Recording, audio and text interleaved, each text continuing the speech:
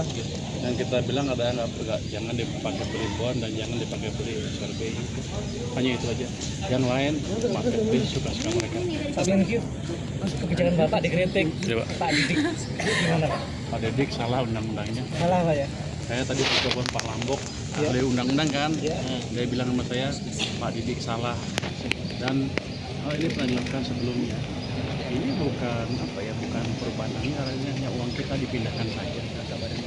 Nah, yang saya udah konsultasi dengan Pak Lambok dan ahli-ahli hukum di Kemenkeu, dulu pernah dijalankan tahun 2008 bulan September 2021. Pak kiri Pak. Nggak ada masalah soal itu. Depan Pak. Jadi Pak Didi belajar lagi kelihatannya. Kalau kur perumahan? Tapi ini silpa Pak. Silpa apa sal gitu Pak yang berasal dari 200 T itu. Nggak ada urusan, pokoknya uang saya di bank saya geser. BI geser. Anggaran stimulus ya Pak udah Pak? Ini bukan dipinjam, saya taruh aja, saya pindahin uangnya. Seperti Anda punya uang di bank A dan bank B. Anda pindahin uangnya dari bank B ke bank A. Uang Anda tetap kan? Bentuknya sama ya, tabungan apa-apa. Jadi nggak masalah, cuma pindah aja. Cuman karakteristiknya beda. Kalau bank sentral nggak bisa diakses oleh perekonomian dan perbankan. Kalau di bank biasa bisa diakses dan bisa menyebar dan bisa memberi stimulus ke perekonomian. Itu utamanya. Jadi banyak yang salah salah mengerti. Kalau saya memakai SAL untuk pembangunan atau pokoknya saya ambil untuk pembangunan tertentu, tidak. Saya hanya memaksa perbankan berpikir secara profesional. Jadi saya memaksa market mekanisme berjalan dengan memberi uang tambahan ke mereka. Jangan santai-santai aja jadi naruh uang di bank sentral, di obligasi, nggak ngapa-ngapain, enak banget. Jadi sekarang mereka mesti berpikir sesuai dengan fungsi mereka yang fungsi untuk apa perbankan dibuat. Timbarannya siapa Pak yang pusing Pak kata Mark katanya? Saya pikir semuanya pusing. Pak, kalau untuk stimulus anggarannya dari mana aja, berapa sih Pak? Untuk stimulus yang terakhir kemarin diluncurkan, anggarannya berapa dan berapa yang udah di? Saya pikir yang paling besar kan 7 triliun kan yang untuk apa tuh? Saya lupa 7 triliun untuk beras yang 2 kilo. Itu akan kita kasih 20 kilo ya, 2 kali 10, 2 bulan kali 10 kilo. Itu kan kasih 2 bulan pertama. Nanti kalau masih kurang kita kasih lagi. Pak, quotes of the day dong Pak untuk anak muda yang soal keuangan. Nah, apa Quotes of the day dong Pak.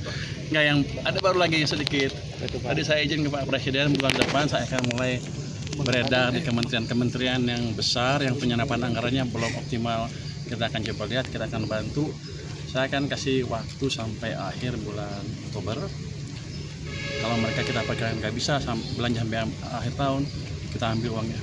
Jadi potong lagi nih Pak, potong lagi nih. Kita sebarkan ke program-program yang langsung siap dan bertambah ke rakyat. Saya nggak mau uang nganggur. Pak sudah diperhitungkan belum dari kerugian apa Pak? Harga NPL Nanti kota udah apa? Quotes of the day untuk anak muda Pak untuk memulai bisnis atau memanage keuangan dong. Jadi kalau mau investasi ya, di instrumen apapun, pelajari instrumen itu apa. Jangan ikut-ikutan orang, jangan FOMO fear of missing out. Pelajari instrumennya apa, mereka pasti berhasil. Oke. Untuk cewek-cewek yang suka belanja Pak? Hah? Untuk cewek-cewek yang suka belanja? Belanja nggak apa-apa, belanja mau yang mahal, mau yang murah, tapi sesuaikan dengan kantong Anda sendiri. Jangan ngutang. Oke. Strategi Bapak itu dianggap sebagai kalau dibandingin sama pemain bola tuh kayak strategi menyerang gitu Pak dibandingkan dengan defensif. Itu ada tanggapan? Iya defensif. Saya nggak tahu, yang saya tahu Pak kamera Pak. beginilah cara menjalankan fiskal policy yang baik. Saya nggak pernah main bola juga, nggak jago. Mungkin kalau main saya ketinggalan terus, udah tua. Tapi basically itu pada dasarnya itu. Ilmu fiskal yang wajar seperti ini. Ketika Anda punya, Anda sudah anggarkan, habisin. Kalau nggak berani ngabisin, jangan didesain, jangan direncanakan. Itu aja. Pak, untuk yang 200 triliun itu Pak, biar nggak NPL gimana Pak? Itu kan untuk memacu kredit biar nggak non-performing loan gitu. Ya. Kan perbankan juga pinter harusnya. Kalau mereka kasih pinjaman nggak hati-hati jadi NPL, ya harusnya mereka dipecat. Tapi Pak, masalahnya kan sekarang katanya demand-nya yang lagi rendah gitu. Demand kredit nih Pak. Kalau menurut Bapak gimana? Siapa bilang? Kata orang. Tahun 2000. Anda ada ekonomi yang bilang begitu kan? Dia mesti belajar lagi ekonomi. Sebelumnya memang. Jadi begini, Faktanya gimana? tahun 2021 semua sama kan? Waktu itu kredit tumbuhnya rendah sekali. Semua orang bilang kita kredit nggak bisa tumbuh sebelum ekonominya membaik. Saya balik, Ternyata saya injek uang ke sistem dengan cara tertentu ya. Saya kan bukan menteri, bukan gubernur bank sentral, tapi kita injek uang ke sistem pada waktu bulan Mei 2021 cukup signifikan. M0 tumbuh double digit dalam hampir waktu yang hampir bersamaan, kredit juga tumbuh. Teorinya begini, kalau Anda tiba-tiba ini berhubungan dengan opportunity cost of money. Kalau opportunity cost of money turun, bunga turun, uang ada dan uangnya ada misalnya, kan orang yang punya uang jadi nggak sayang belanja lagi. Kenapa? Loh, bunganya lebih kecil dari sebelumnya, gue habisin aja duit saya, kira-kira gitu.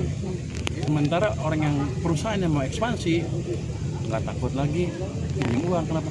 Bunganya lebih dari sebelumnya, ini kesempatan untuk berekspansi. Teorinya seperti di belakang layar, tapi empirisnya sudah kita perlihatkan di tahun 2021.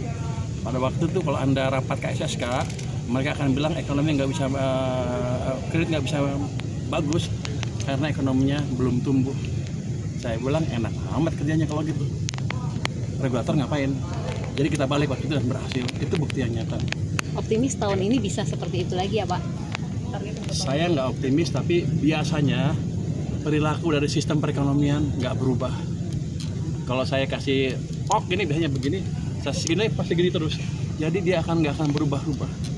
Itu akan berubah mungkin setelah ada perubahan generasi atau generasi dua generasi, setelah kebiasaan Anda berubah. Ini kan masih pelaku sama kan dalam 10 tahun terakhir.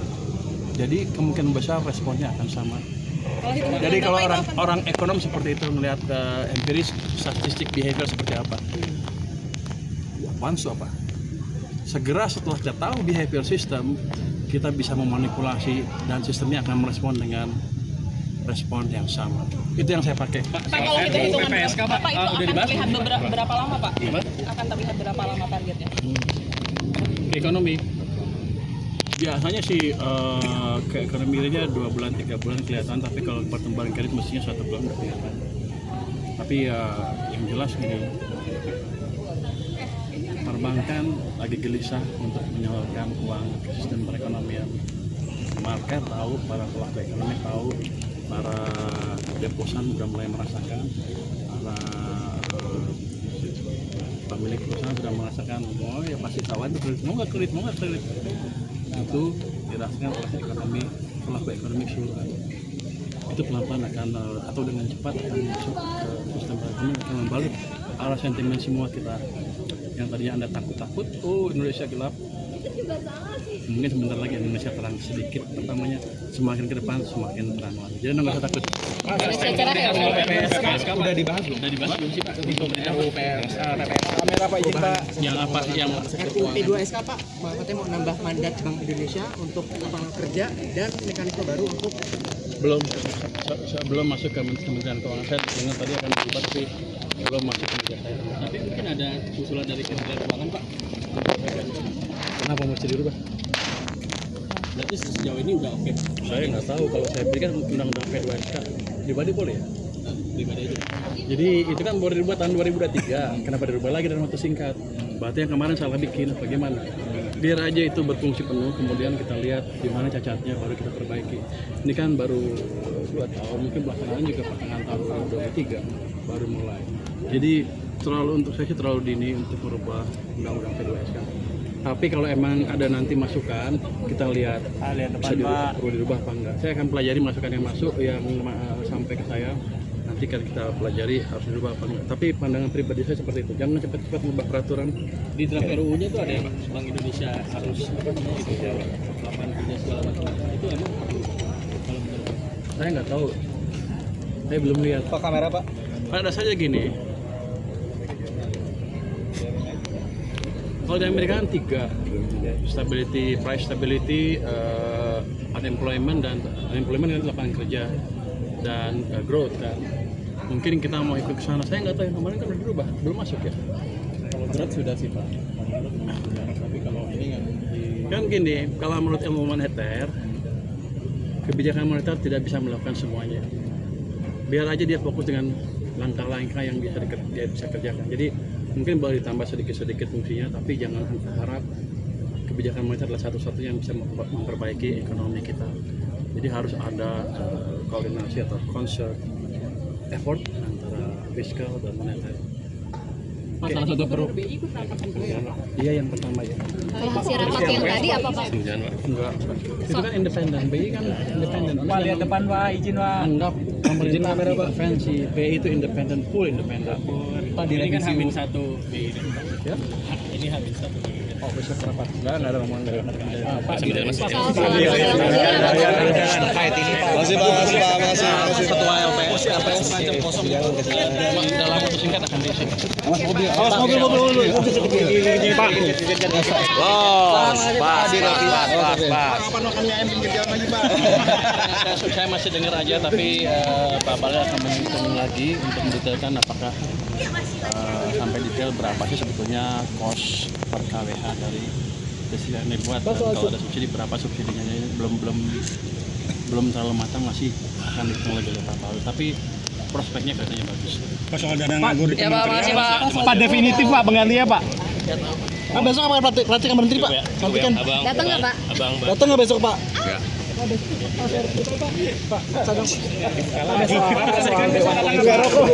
Dua tahun Pak itu gimana Pak? Pak besok. Pak besok datang nggak Pak?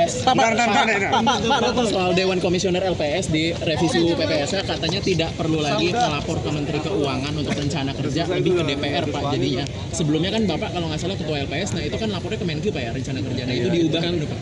Kalau diubah, misalnya besok diolah oleh DPR, langsung ke DPR. Tapi kan kalau DPR belum berubah, maka kan 2 tahun kan, berarti tahun depannya baru otomatis ke DPR. Tahun ini harusnya masih ke Kementerian Keuangan. Tapi Bapak tidak keberatan kalau misalkan untuk perubahan itu Pak, LPS tidak perlu lagi melapor ke Kementerian Keuangan terkait dengan laporan rencana kerja itu. Itu kan keputusan Mahkamah Konstitusi, kita hargai keputusan Mahkamah Konstitusi. Saya ikut hukum.